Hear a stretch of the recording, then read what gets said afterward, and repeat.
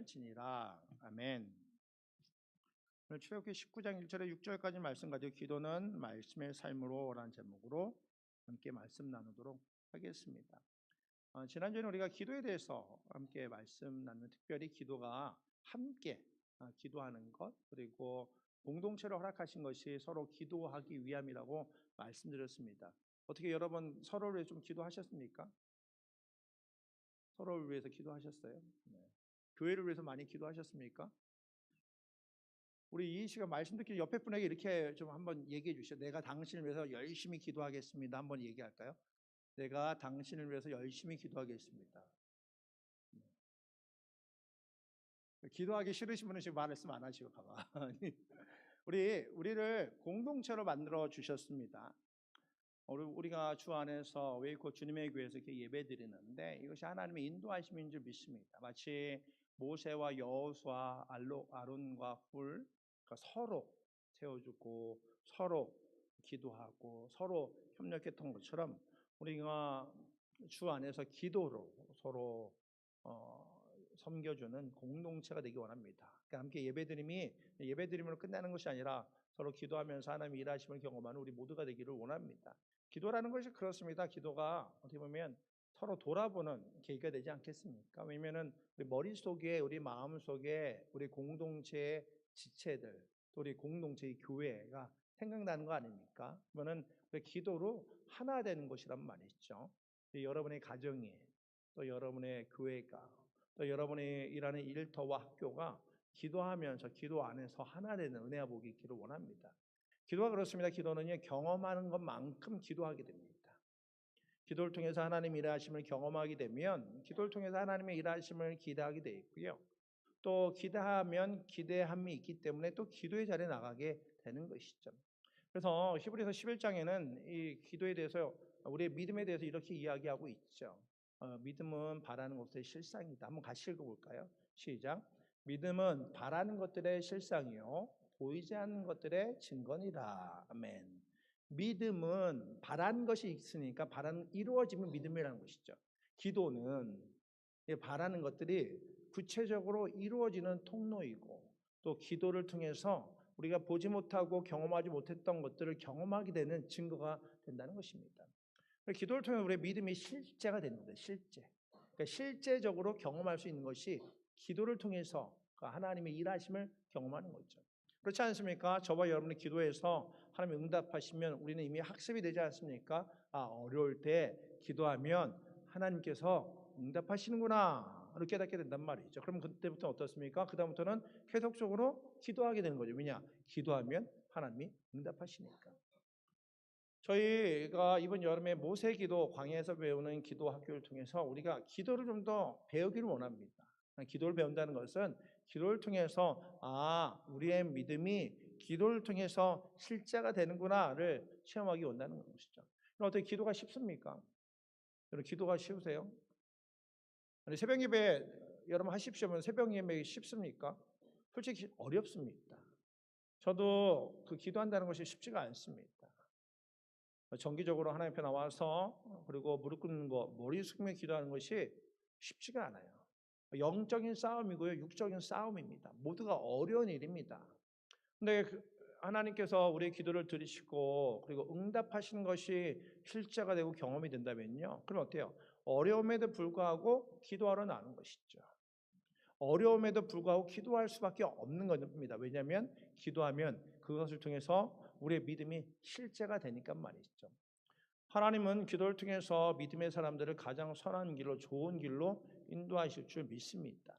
그렇다면 우리가 기도의 자리에 나가야 되죠. 그런데 어떻습니까? 기도의 자리에 나갈 때마다 이런 생각을 합니다. 기도할 때마다 하나님께서 응답하시지 아니하고 대답하시지 아니하면 우리는 그렇게 퀘스천을 갖죠. 이게 응답인가? 이거 정말 하나님 응답하셨는가? 응답하실까?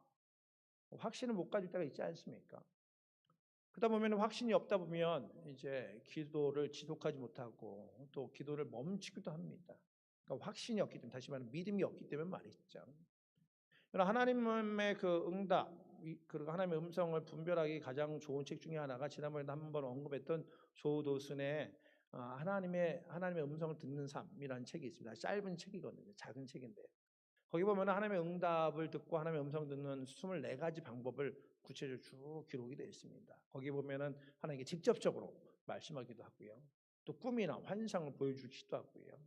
또는 하나님께서 세미나 음성처럼 또는 주위의 사람을 통해서 그리고 환경을 통해서 우리를 깨닫게 해주시기도 하죠. 여러 가지 방법 중에 가장 분명한 하나님의 기도의 응답은 바로 하나님의 말씀이라는 것이죠. 이 말씀, 이 성경 말씀.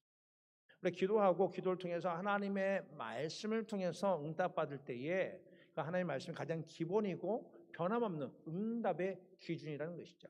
그러니까 하나님이 응답하신다라고 하면 이게 성경 말씀을 통해서 하나님의 말씀이 나에게 들려지고 나의 말씀이 되었을 때 그것이 하나님의 응답이다 경험하고 고백할 수 있다는 것이죠. 아무리 눈으로 보기에 좋고 귀로 듣는 게 참 좋은 이야기라 할지라도 이 기록된 성경의 말씀과 상충되고 위배된다면요, 그건 하나님의 뜻이 아닐 가능성이 굉장히 많습니다. 꿈을 보기도 하고 또 환경을 통해서 우리가 좋은 것들을 또는 하나님의 그 감동을 받는다고 하지만 그러나 우리가 말씀을 통해서 검증해야 된다는 것이죠. 여러분이 기도했는데 만약에 마음 편안해진다. 기도를 통해서 주위의 환경이 변화되는 것 같고 뭔가 좋은 일이 일어나는 것 같다라고 할지라도 우리가 이 말씀을 통해서 컨펌 받고 그리고 말씀을 통해서 우리에게 주시는 그 응답이 가장 중요한 응답의 기준이라는 것입니다. 여러분 기도가 그렇습니다. 기도가 단순히 우리의 소원을 이루는 그 수단이 아니란 말이죠. 기도를 통해서 하나님의 뜻을 깨닫고 하나님과 더 가까이 나가는 통로가 바로 기도라는 것입니다. 그래서 이 성경 말씀 더욱더 중요하시죠. 이 하나님께서 이 성경 말씀을 통해서 우리에게 말씀해 주시고 또 당신의 뜻이 무엇인지 우리에게 분명히 보여주신단 말이죠. 여러분 만약에 하나님의 응답을 받기 원한다면 먼저 기도하고 그리고 하나님의 말씀 앞에 서야 된다는 것이죠. 오늘 본문 출애굽기 19장 말씀도 그렇습니다. 이스라엘 백성들이요 애굽을 떠난 지 3개월이 되었습니다. 애굽을 떠난 지 3개월. 어느 정도 정착기가 되겠죠. 우리가 이사하게 되면 어떻습니까? 이사하고 처음에 이사를 막 정리하지 않습니까? 그러니까 애굽에서 이제 광야의 삶을 시작한 지 한 3개월 정도 되니까 이제 이스라엘 백성들이 어느 정도 정착기가 되고 있습니다. 근데 지금 모세는 어떻습니까? 모세가 시내산에 올라가 하나님 앞에서 하나님의 메시지를 듣는 장면이 오늘 19장 말씀입니다. 그러니까 모세 삶을 보면요, 시간이 지날수록 그의 믿음이 점점 더 깊어지고 변화되는 것을 보게 됩니다. 처음에 어떻습니까? 애굽의 왕자였다가 살인자였다가 그것 때문에 도망했다가 또 하나님 만나게 되고 또 이스라엘의 리더가 되고 그러다 보면은 이스라엘 백성들의 불평 때문에 하나님 편에 나와서 기도하게 되고 어려운 배우도 기도하게 되고 그 다음에는 하나님의 말씀 듣고 말씀을 전달하는 사람으로 이제 변화되고 있죠. 점점 이게 방향성이 달라지지 않습니까? 아마 모세가 과거에 애굽의 왕자였을 때 또는 살인자였을 때 공주의 아들 또는 이 살인자였을 때는 감히 상상할 수 없었던 모습이었을 겁니다. 자신이 하나님을 만난다던가 하나님의 말씀을 전달한다 상상할 수 없었던 자리란 말이죠. 그냥 애굽의 왕궁에서 살아가는 모습 또는 살인자의 모습으로 끝날 줄 알았던 그가 하나님의 은혜 안에 삶이 변화되고 있단 말이죠. 어떻게 보면 스스로 한 번도 그려본 적 없는 미래, 그 미래 속에 하나님의 인도하심 속에 살아가고 있다는 것이죠.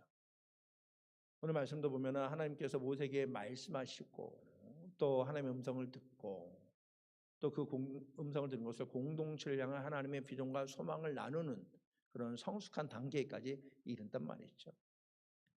그러니까 모세 삶이 이렇게 변화된 이유가 어디 있습니까? 하나님의 은혜 안에 인도하신 가운데 있다는 것이죠. 첫 번째로 우리에게 주시는 교훈은요, 하나님께 나아가야 한다는 것입니다. 한번 따라해 볼까요? 하나님께 나아가야 합니다. 누구한테 나가야 된다고요? 하나님께. 모세가 하나님 앞에 올라가서 여호와께서 산에서 그를 불러 말씀하시되 지금 하나님 앞에 나가서 하나님의 말씀을 듣고 있지 않습니까? 하나님 앞에 나아가야 하나님의 음성을 듣고 또 하나님의 인도하심을 경험하는 것이죠. 모세는요 스스로 구별된 시간을 갖는 겁니다. 하나님과 만나기 위해서 말이죠. 예전 같으면 백성들의 원망, 불평 때문에 하나님께 나오면 하나님 백성들이 이런 어려움이 있습니다. 도와주십시오. 라고 기도하면서 그 문제를 해결했는데 오늘 말씀은 어떻습니까? 백성들의 그 원망과 불평 또 분주한 삶을 뒤로 한 채 하나님과 1:1 관계를 갖고 있단 말이죠. 모세가 홀로 하나님 앞에 나와 하나님과 교제하는 하나님과의 시간을 갖고 있습니다. 이것이 모세가 출애굽하면서 스스로가 자연스럽게 배워진 습관, 변화된 습관입니다. 하나님 앞에 나가는 것. 하나님께 나가서 그분의 말씀을 듣고 그리고 그분의 말씀을 의지하며 살아가는 것. 이것이 모세가 출애굽하면서 그에게 배워진 영적인 습관이 되는 것이죠. 이것이 바로 기도가 주는 최고의 유익 중에 하나입니다.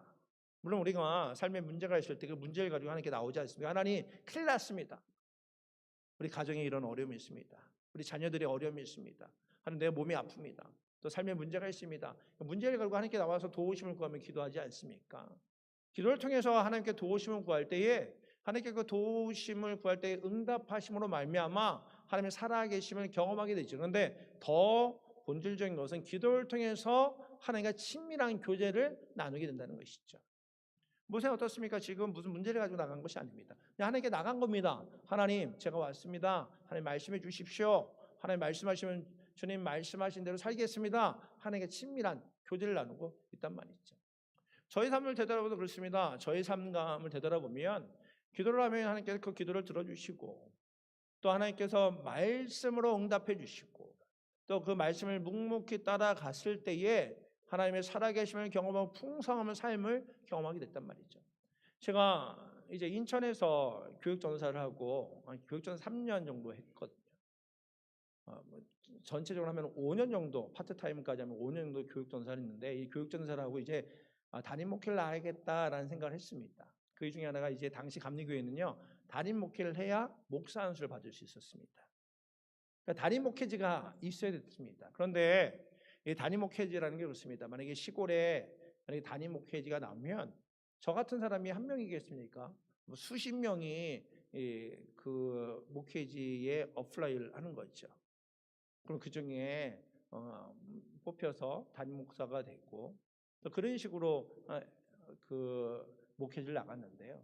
근데 제 생각에는 그렇게 경쟁해서는 제가 그 자리에 들어갈 수 없겠다라는 생각을 했습니다. 그러고 교회가 부흥돼야 되는데 이왕이면 부흥해야 되는데 그러니까 부흥을 경험해야 되는데 하나님 저도 부흥하는 교회 그 담임 목회했으면 좋겠습니다라고 생각하면서 부흥하려면 전도를 많이 해야 되지 않겠습니까? 그러니까 전도를 많이 하려면 어떤 그 목회지를 나가면 좋을까 하면서 전도 대상이 많은데 를 생각해 봤습니다. 그러면서 하나님께 기도했죠. 하나님 전도 대상 많은 청년들 많은 지역 그리고 불신자 많은데 보내주십시오.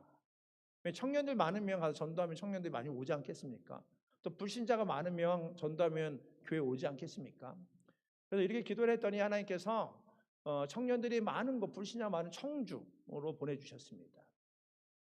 기도원 중에 청주에 목회지가 나와서 가서 보니까 충청북도 청주 흥덕구 복명동에 있는 충북대 청주대 사이에 있는 그 상가 지하에 교회 교회 이름이 엘림 교회였거든요. 교회 자리가 난 겁니다. 가서 보니까 근처에 청년들이 많은 겁니다. 그리고 그 교회 근처가 원룸이 많아요. 그러니까 거기서 사는 사람들 많고 청주가 전통적으로 불교가 셉니다. 속리산 자락으로 해서 불교가 세고요. 그리고 청주 시내에 큰 그 사찰이 있습니다. 불교가 아닌 다른 종교의 사찰이거든요. 그러니까 타 종교 시설이 크게 자리 잡고 있어서 불신자가 많습니다. 그래서 어때요? 제가 기도했던 기도 제목과 부합하지 않습니까? 청년들도 많고 또 불신자도 많고 너무너무 감사하죠. 딱 한 가지 없는 게 있어요. 뭘까요? 네, 교인이 없는 겁니다. 청년들도 있고 불신자도 많은데 교인이 없는 교회예요. 그러니까 그 전임자가 사역하다가 이제는 가족들과 사역하다가 이제 어느 정도 사역을 마무리하고 옮기게 되어서 이제 후임자를 찾는 거였습니다. 그러니까 전임자랑 함께 이 지하 예배당으로 내려가는 겁니다. 제가 모교회도 그리고 사역했던 교회 대부분 1,000명이 넘는 교회였습니다. 한번 성남에서 사역했을 때 이 상가의 2층, 3층의 교회를 가본 적이 있지만 지하에 있는 교회를 가본 적이 없습니다. 그러니까 지하로 내려가니까 그때부터 이제 조금 이제 좀 두려운 거죠. 근데 문을 열고 들어가 보니까요, 전임자야 이 교회가 익숙하니까 이 어두운 데 들어가지만 지하 예배등에 실내등이 들어오지 않으니까요, 아무것도 안 보이는 겁니다. 좀 캄캄한 곳이었습니다. 이 캄캄한 곳에 들어가서 이제 전임자가 라이트를 켜니까 그 앞에 다 프랭카드 하나, 배너가 하나 크게 붙어 있는 거예요. 너는 내게 부르짖으라. 어떻게 보면 그 소박한 예배당의 모습이 있죠. 뭐 이 모습은 아니거든. 조금 더 그 정결한 그런 예배당인데요. 그런데 거기에 피아노 있고 강대상 있고 그리고 장의자 있고 강단에 보이는 그 말씀 배너가 눈에 들어오는 겁니다. 그 하나님께서 주시는 그 예레미야 33장 3절 말씀 한번 같이 읽어볼까요? 시작. 너는 내게 부르짖으라. 내가 내게 응답하겠고 내가 알지 못하고 크고 비밀한 일을 보이리라. 말씀이 크게 보이는 겁니다. 성도가 없습니다. 이 전임자 가족들이 떠나면 한 명도 안 남습니다. 한 명도 없는 교회입니다. 근데 말씀이 떡하니 크게 붙어 있는 겁니다. 근데 말씀을 이제 소름 끼치는 거죠. 왜냐하면 그 99년도에 제가 그 한 해 동안 붙잡고 있던 말씀이 예레미야서 33장 3절 말씀이었거든요. 그 말씀 붙잡고 기도하고 하나님의 도우심을 구하고 하나님께 크고 비밀한 것, 크고 비밀한 거 보인다니까 하나님께 큰 일을 행하실 줄 기대하고 기도하고 있는데 가서 보니까 교회 예배 장소와 이름은 있는데 교인은 없는 교회인 겁니다. 네, 어떻습니까? 그러면 여러분 어때요? 눈앞에 있는 절망 그리고 이 소망이 없는데 이 기도의 응답이 이렇게 정해져 있지 않습니까? 말씀 주셨으니까 말이죠. 이런데 여러분 어때요? 이런 교회를 가야 될까요? 말아야 될까요? 성도가 한 명도 없는데 담임 목회로 가야 될까요? 말아야 될까요? 여러분 같으면 가실 건가요? 안 가실 건가요? 사실 결정하기가 쉽지가 않습니다. 근데 이미 하나님의 말씀이 있지 않습니까? 너는 내게 부르짖으라. 그에 붙잡고 있던 말씀이 있기에 그 말씀 붙잡고 이제 목회를 나갔죠. 99년도 11월. 지금 생각해보면 만 26세 담임 목회를 시작했습니다. 청주에서 첫 담임 목회를 시작했습니다. 저는 이제 가면은 금방 부흥될 줄 알았어요.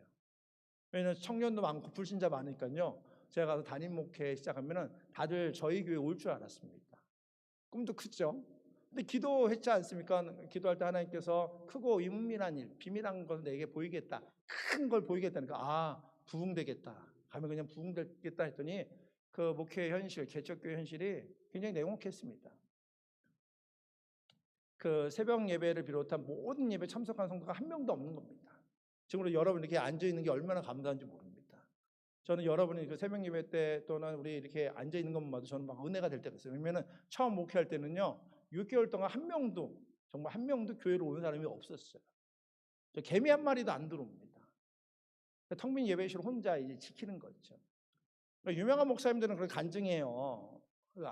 아무도 없을 때 1,000명 있듯이 10,000명 있듯이 본인은 설교하고 강력하게 설교했다. 그래서 이게 큰 교회가 됐다라고 말씀하시는데요. 교인이 아무도 없는데 설교하는 게 쉽지가 않습니다. 예배 시간에 누가 올까봐 걱정돼요. 저 혼자 만약에 여기서 찬양하고 있는데 누가 쑥 들어와 오십시오. 그럼 어떡합니까? 들어온 분 들어오라고 할 수도 없고 나가라고 할 수도 없고 뭐 앉으라고 할 수도 없고 지금 저는 찬양하고 있고 그런 적도 있었습니다. 저희 아내는 지금도 그 사람들 얼굴 모르는데요. 저희 아내는 이제 그 다음에 이제 결혼해서 와서 피아노 반주를 하고 전 찬양을 하는데 두 분이 젊은 분이 내려오는 겁니다. 예배실에 딱 앉는 거예요. 처음으로 성도들이 온 겁니다. 저는 막 가슴이 뛰고 막 은혜가 되는데 찬양을 보다가 1절과 2절 사이에 가사를 보는 사이에 그 두 분들이 없어졌습니다. 그러기도 하겠죠. 왜냐면은 그 사모 여자는 한 여자는 젊은 여자는 피아노 치고 있고 이 담임 목회자는 앞에 찬양하고 있는데 좀 텅텅 빈 예배당에 누가 자리를 지키겠습니까? 그러니까 새벽에 기도하다가 누가 들어올까 봐 겁나는 겁니다. 그런 두려움 속에 지냈단 말이죠. 그래서 3월에 그 다음에 3월에 신앙 훈련을 잘 받은 자매 만나서 결혼하기 전까지 철저히 혼자 예배당 지켰습니다. 근데 그 시간이 은혜롭고 또 기도가 깊어졌다 말씀드릴 게 없습니다. 왜냐면 고통스럽거든요. 외롭거든요. 나가서 전도들 들고 안녕하세요. 여기 그 교회 전도사입니다. 그러면 전도들 주면요. 미용실도 가고 철물점도 가면요. 아무도 안 쳐다봐요. 그렇지 않습니까? 낯선 사람이 와서 이렇게 전도 준다고 여러분 뭐 할렐루야 하겠습니까? 다 불신자인데 말이죠. 그러나 나중에 그분들이 아이들을 교회 보내주시고 또 절 다니신 분들이 교회에서 어린아이들 케어하고 여러분 성경학교 하니까 오셔서 시주는 어디다 하냐고 교회 와서 그리고 교회 와서 시주도 해주시고 가시고 뭐 그러기도 했거든요. 근데 그때는 아무도 없을 때 정말 철저하게 혼자의 시간이었습니다. 되돌아보면 모세가 하나님의 부르심을 따라 이스라엘 백성들을 광야로 인도했지만 모세는 어떻습니까? 철저히 혼자였습니다. 그리고 혼자고 외롭고 힘들 때 하나님께 나갔고 또 이스라엘 백성들의 불평이 있을 때 그 불평을 가지고 하나님께 나가고 불평과 어려움을 다 혼자 짊어지고 어떻게 보면 외로운 길을 갔지요. 그런데 이제 모세가 할 수 있는 일이 무엇입니까? 하나님께 나가는 거죠. 하나님께 나가서 하나님 앞에 나가서 기도와 간구하고 하나님과 교제하는 시간을 갖지 않습니까? 나중에 이제 목회하면서 이 이웃들에게 좀 더 친근한 교회가 되겠다라고 이야기하면서 생각하면서 기도하다가 교회 이름을 이제 변경할 때 에베소서 2장 4절 5절 말씀을 이렇게 주셨죠. 이 에베소서 2장 5절 4절과 5절이 이렇습니다. 같이 읽어볼까요? 시작. 긍휼에 풍성하신 하나님의 우리를 사랑하신 그 큰 사랑으로 인하여 허물로 죽은 우리를 그리스도와 함께 살리셨고 은혜로 구원을 받은 것이라. 긍휼에 풍성하신 하나님이 우리를 사랑할 그 큰 사랑으로 인하여 큰 사랑 너무 큰 사랑이구나 하면서 나중에 이제 교회 이름을 큰 사랑 교회로 이름을 바꿨죠. 그러나서 그 뒤에는 이웃들에게 나아가서 전도하고 또 불신자들을 전도하고 또 노인정에 가서 국수도 끓여서 드리고 또 교회 학교도 하면서 이렇게 사역을 했습니다. 제 삶을 되돌아보면 하나님께서요 기도하는 시간 끊임없이 말씀을 주십니다. 목사 안수 받을 때에 너는 죽도록 충성하라. 너는 죽으면 죽으리라. 그런 흥하였고 나는 쇠하리라. 이 말씀 저에게 주셔서 충성하며 살아갈 수 있도록 해주시고 또 담임 목회 나갈 때 예레미야 13장 3절 말씀 저에게 주시고요. 또 교회 이름 바꿀 때 에베소서 말씀을 주시고요. 저 천안 부목사 부임할 때 너는 먼저 그의 나라와 의를 구하라 라고 말씀하시고 그 말씀 붙잡고 살아갔죠. 저희 교회 왔을 때 저희 교회에서 사역하면 저에게 주신 말씀, 우리에게 주신 말씀이 있죠. 이처럼 하나님께서 모세에게 말씀하시듯이 저의 삶 가운데도 말씀하시고 그 말씀을 통해서 하나님의 세밀한 인도하심을 경험케 해 주셨다는 것이죠. 이것이 우리가 하나님께 나아가야 할 이유이기도 합니다. 하나님께서 하나님께 나가는 자들에게 하나님 말씀해 주시고 하나님께서 세밀하게 인도해 주신다는 것이죠. 그러면 이스라엘 백성들에게 주시는 메시지가 뭘까요? 첫 번째는요. 두 번째 교훈처럼 하나님이 약속하신다는 것입니다. 이스라엘 백성들에게 주신 말씀이 5절과 6절 말씀입니다. 한번 같이 읽어볼까요? 시작. 세계가 다 내게 속하였나니 너희가 내 말을 잘 듣고 내 언약을 지키면 너희는 모든 민족 중에서 내 소유가 되겠고 너희가 내게 대하여 제사장 나라가 되며 거룩한 백성이 되리라. 너는 이 말을 이스라엘 자손들에게 전할지니라. 아멘. 세계가 다 내게 속하였다. 하나님의 메시지입니다. 그리고 내 말을 듣고 그리고 내 언약을 지키면 모든 민족 중에서 내 소유가 되겠고 그리고 너희가 내게 대하여 제사장 나라 거룩한 백성이 될 것이다 약속하시죠. 하나님께서 이스라엘 백성을 향해서 약속하십니다. 너희가 내게 대하여 제사장 나라가 될 것이다. 제사장 나라. 제사장이란 그렇습니다. 하나님과 죄인 사이에 연결해 주신 영적인 다리. 하나님과 죄인 사이에 그 죄인들의 죄를 대신 하나님께 고하는 것이 제사장의 일이거든요. 나중에는 그래서 예수님께서 이 일을 감당하시죠. 그래서 중보자가 되어 주셔서 하나님과 죄인 사이에 사람들 사이에 다리가 되어 주신 분이 예수 그리스도시죠. 그러니까 이스라엘 공동체를 제사장 나라로 삼으시겠다는 것은 그들을 위한 특권을 주시겠다는 뜻이 아닙니다. 이스라엘을 통해 하나님을 모르는 이방 세계와 열방 가운데 그들을 하나님께 돌아오게 하는 구원의 통로로 삼으시겠다는 것이죠. 그러니까 이스라엘 삶을 통해서 그들이 하나님께 예배하고 그리고 그들을 통해서 하나님을 전달하고 전할 때에 많은 이들이 하나님께 돌아올 수 있는 구원의 통로로 삼으시겠다는 것이죠. 그리고 나중에 예수님께서 어떻습니까? 이 구원의 통로가 되지 않습니까? 모든 열방과 모든 민족과 백성들 사이에 예수 그리스도를 통해서 하나님께 돌아오는 통로가 됐죠. 오늘 이 시대의 제사장은 어떻습니까? 바로 저와 여러분, 주님의 교회란 말이죠. 우리에게도 주시는 말씀이 있지 않습니까? 베드로 전서 2장 9절 말씀 한번 같이 읽어보죠. 시작. 너희는 택하신 족속이요 왕 같은 제사장이요 거룩한 나라요 그의 소유된 백성이니. 아멘. 너희 주님의 교회는 주님의 성도는 하나님의 택하신 족속이고 왕 같은 제사장이고 거룩한 나라고 소유된 백성이다. 우리가 기도제에 나가는 이유가 단순히 내 문제를 해결하기 위함이 아니란 말이죠. 내가 서 있는 가정, 또 내가 일하는 직장과 사업장, 그리고 하나님께서 우리에게 허락하신 선교의 대상인 베일러 대학 학생들까지 우리 삶의 자리에서 하나님과 세상을 연결하는 제사장으로 우리를 부르신 겁니다. 가정에서도, 직장에서도, 사업장에서도, 학교에서도, 교회에서도 우리의 삶의 영역이 하나님과 세상에 연결하는 제사장의 역할이라는 것이죠. 모세가 시내산 위에서 이스라엘 공동체를 위해서 그 가슴 기도할 때 하나님께서 그 이스라엘을 제사장 나라로 세우신 것처럼 우리가 역시 이 지역에서 그리고 우리가 이 시대 가운데 하나님 앞에 나와 이 시대와 이 지역을 품고 기도할 때 하나님 앞에 다리를 놓는 그 기도의 제사장 그리고 복음의 제사장으로 쓰임받게 되는 것이죠. 그러니까 모세를 통해 하나님께서 이스라엘 백성들의 사명, 특권 허락하셨던 것처럼 저와 여러분의 기도를 통해서 저와 여러분의 이 지역, 이 외구와 미국 땅 가운데 하나님의 구원의 통로를 쓰임받는 우리 모두가 될 줄 믿습니다. 세 번째 교훈은 하나님의 약속입니다. 거룩한 백성으로 살아가기를 원하는 하나님의 약속. 거룩한 백성이 되라 말씀하시지 않습니까? 이 거룩이라는 건 단순히 도덕적으로 흠이 없다는 얘기가 아닙니다. 구별됐다는 것입니다. 죄와 구별되고 세상과 구별되었다. 세상의 가치관, 또 세상의 유행, 세상의 방법대로 살아가는 것이 아니라 하나님의 백성으로 하나님의 말씀이 기준되어서 하나님이 삶의 기준되어 하나님을 따라 살아가는 것, 이것이 바로 구별된 거룩한 백성이라는 것이죠.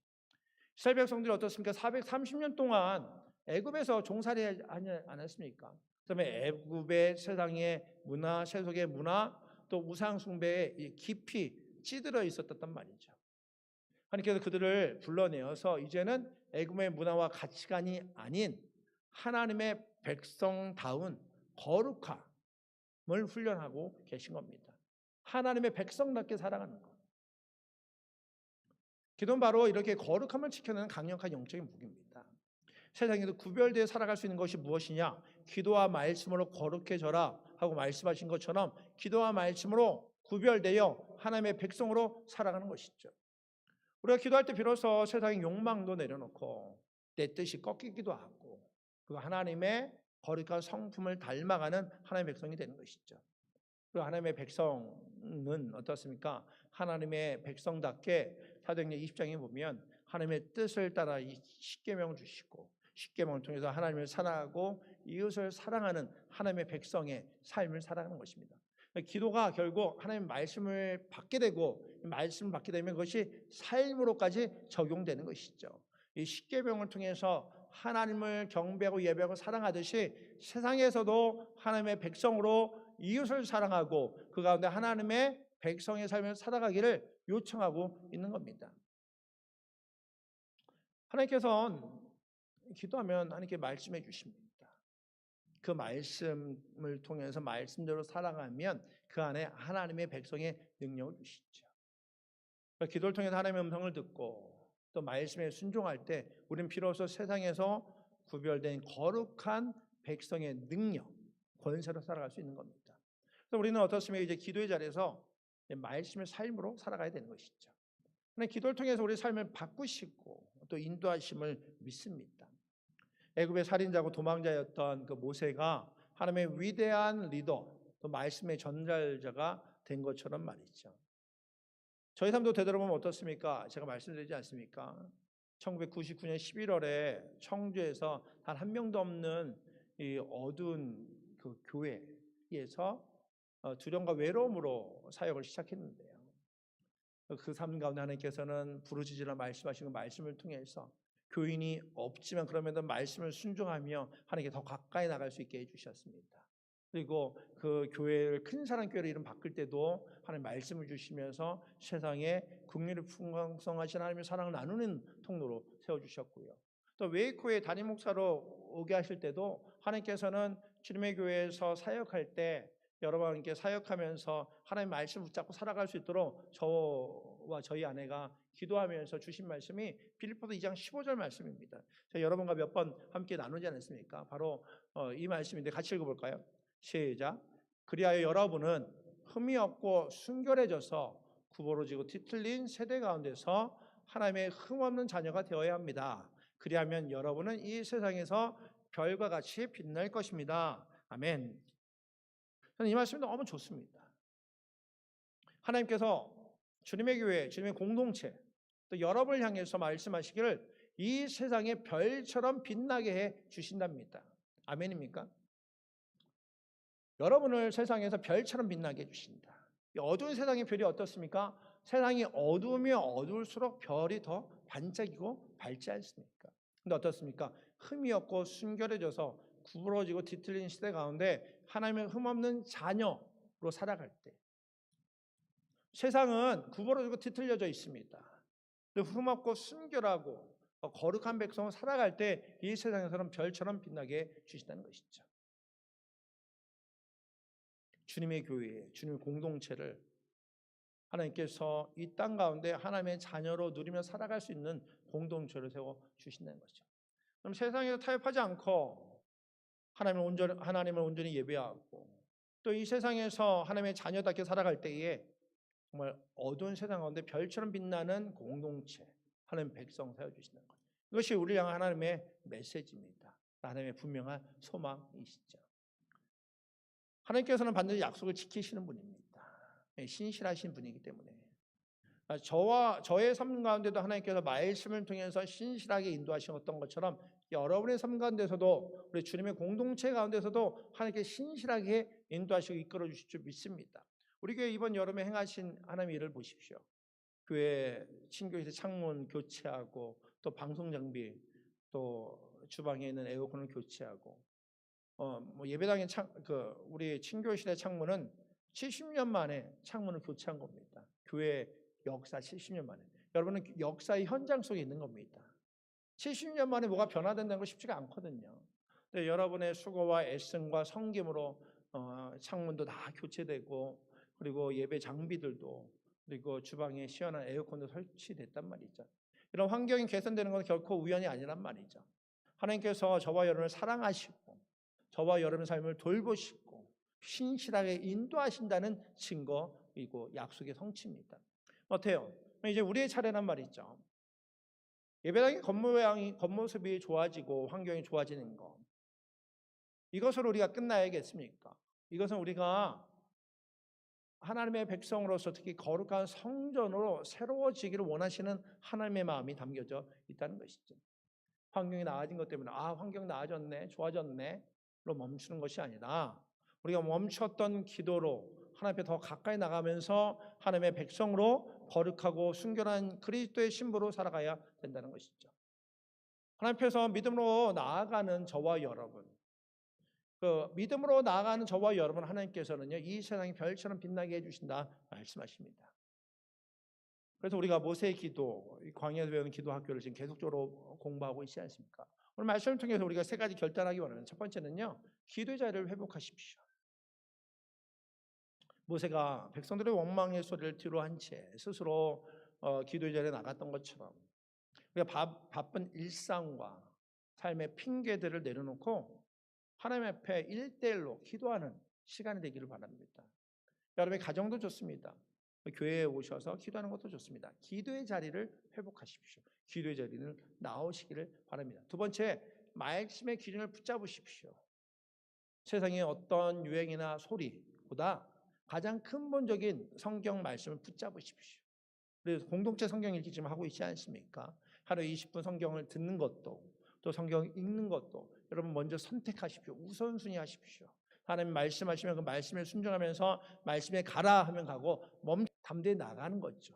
기도와 말씀으로 담대히 나갈 때 하나님께서 우리 삶 가운데 함께 하실 줄 믿습니다. 이번 한 주간도 기도로 말씀으로 하나님 앞에 나감으로 말미암아 하나님께 주시는 은혜를 누리고 이 땅 가운데 이 어두운 세상 가운데 별처럼 빛나는 하나님의 백성 되기를 주의 이름으로 축복합니다. 기도하겠습니다. 하나님 감사합니다. 이번 여름 모세 기도를 통해서 우리에게 교훈하시고 말씀하신 참으로 감사합니다. 우리 삶을 통해서 다시 한번 우리에게 주시는 하나님의 메시지에 귀 기울이기를 원합니다. 다른 무엇보다도 기도와 말씀이 우리의 삶에 우선되게 하여 주시옵소서. 하나님께서 부르실 때에 그 부르심에 믿음으로 반응하는 우리 모두가 되게 해 주시옵소서.